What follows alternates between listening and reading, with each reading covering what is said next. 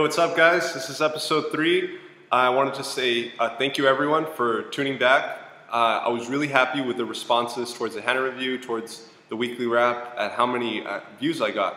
I really wasn't expecting that much, so I just want to say thank you to all my fans, and many people are getting into the show. And yeah, I mean, expect to see a lot more. This definitely encouraged me to do a better job, be more professional. I want to do all my videos in one long take. Lately I've been messing up a lot, so I can be like at 9 minutes and I say something I shouldn't, or I start stuttering, or I take long and I restart everything from the beginning. So it's all pretty much for you guys, just so you know. So today I'm going to be reviewing Rec 1 and Rec 2. I know I was very strict about that I was going to always do film reviews with spoilers, that there was no other way to do it. However, these movies are a special case because they're not that common to find. Rec 1, yeah, you can get a Blockbuster, Netflix, whatever, but Rec 2 hasn't even officially been released in the US yet. So as kind of like a favor to everyone, like I don't want to ruin the whole movie experience, just because I really do think this is one of the best horror franchises we've gotten to this day. I guess it's kind of like the equivalent of what Nightmare on Elm Street was back then, at least to me, right? Like what Nightmare on Elm Street was to people in the 80s, this is what Rec now is what that would have been, but here in the 2000s, right? So I'm a huge fan of this series. I first found out about the film through different friends, different people had told me to check it out. So I got it through Netflix. It was 3 in the morning. I couldn't go to sleep, and I figured, hey, I had this movie. I might as well check it out, right?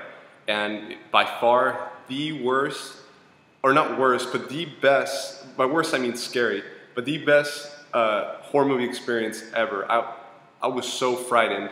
Just 3 in the morning by myself, lights off, the full thing, the full effect. So yeah, when I first saw this, it pretty much scared the shit out of me. Rec 1 is the original Quarantine.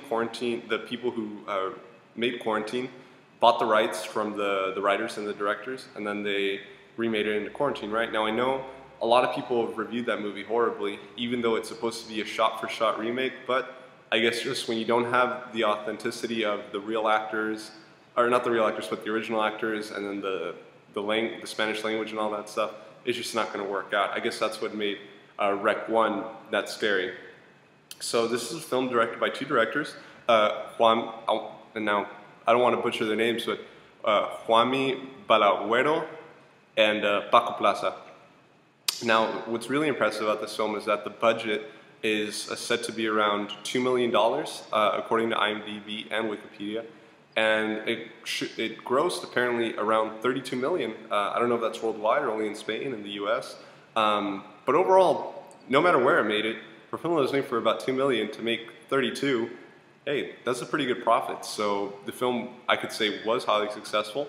It stars Manuela Velasco as a reporter who goes in to just, not an experiment, but part of the TV show, to just go and see what firefighters do at night, right? And then the plot is that they get a call to this apartment complex. She shows up with a few firefighters, one of them being Ferran Terrassa. These are the 2 main actors of the movie. And so they show up, and then that's, as soon as they find, you know, the situation they need to deal with, things start going out of hand. The film, a lot of friends complained that it was a little slow. I mean, you have to have some story. You can't always just jump into the action. So about a 15-minute build-up, but then once everything starts, it's not going to stop until the end of the movie. So very good pace. So this movie, I thought the acting was really well done. I read on IMDb the actors were not given the full script, and they were not told when, let's say on a certain day of shooting, they were going to die. They were not told that. They were only told till that day. They weren't told in advance. So all the actors, being very amateur, were always very nervous, very on the edge of, oh no, am I going to keep my job? Are they going to kill me off today?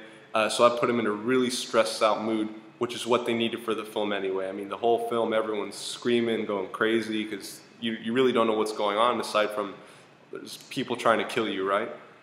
Which I don't think at this point I'm giving away too much. I mean, obviously you have to know a little bit about what the film is, but so yeah, something, and like I said, I don't think I'm giving anything away, but something that's really impressive is how long they would sustain a take for. And I don't mean like a long shot, like a track shot where it's all steady and, you know, goes.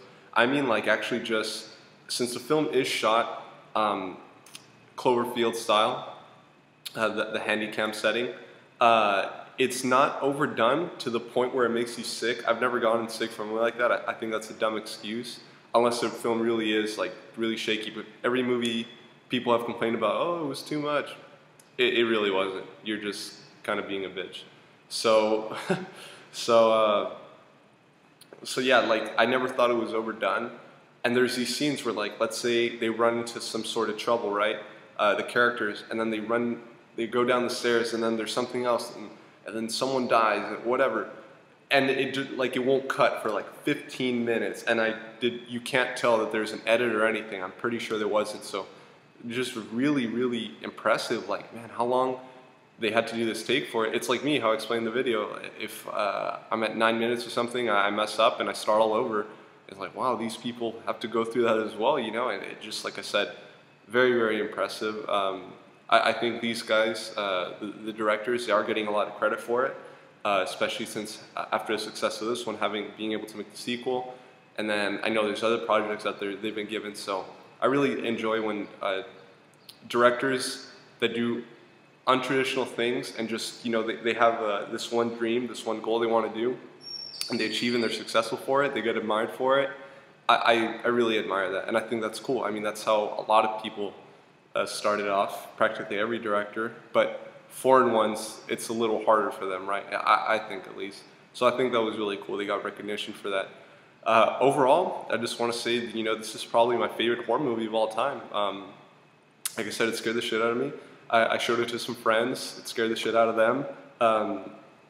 I had ordered the film before we were all going to watch it. He got it from Blockbuster, and then the next day, look who came in.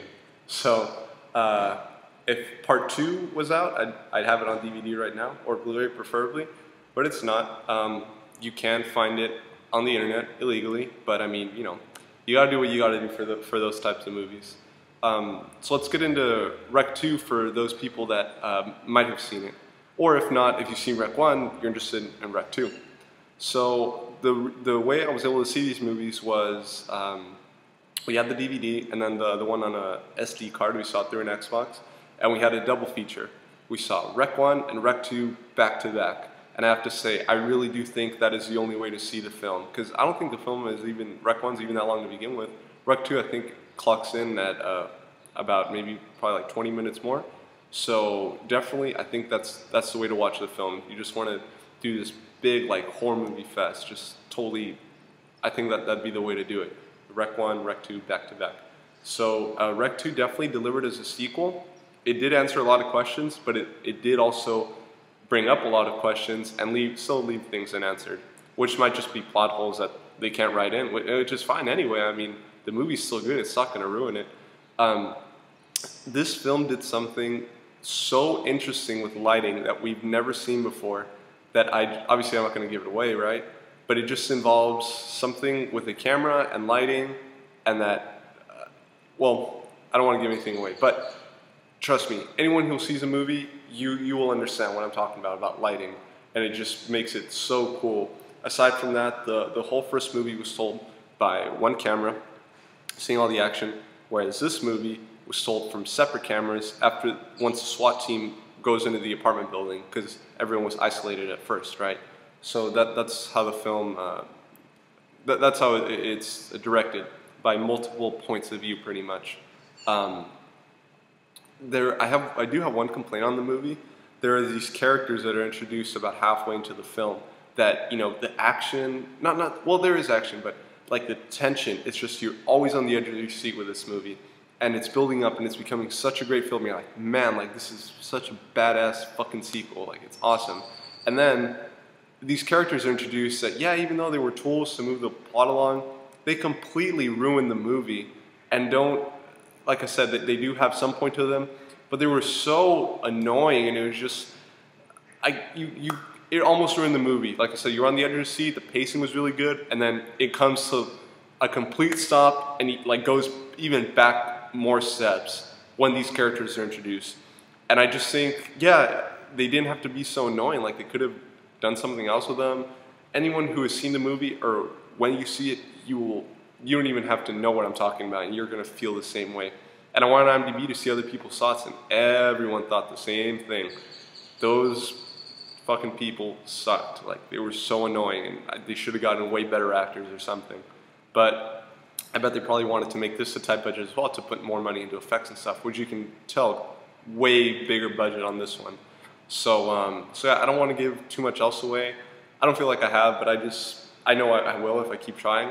But Rec 1, the trailer is in my favorites if you want to see it. Netflix it, Blockbuster it, whatever, watch it this weekend with your friends, because I guarantee it'll be one of the best horror movie experiences you've ever seen. And Rec 2, if you can find it online after you've seen Rec 1, definitely do it. It is totally worth it. You're gonna have a lot of fun. So I want to say thank you everyone for checking out my videos.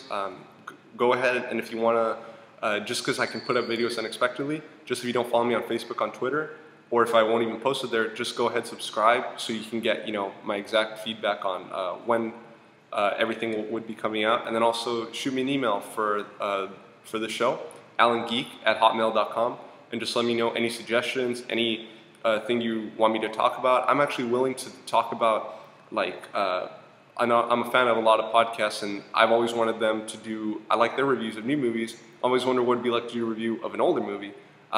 You know, maybe like The Good, the Bad, and the Ugly or something, right? So if you ever want me to review a particular movie, or any suggestions for the show, any feedback, anything, just let me know at alangeek@hotmail.com, and I'll always read the emails. As a person being a geek myself and writing emails to other people, hoping for them to respond, I will respond to every single one. So yeah, like I said, thanks a lot for checking out the show, and watch Rec 1 and Rec 2. You will not regret it. Thanks, guys.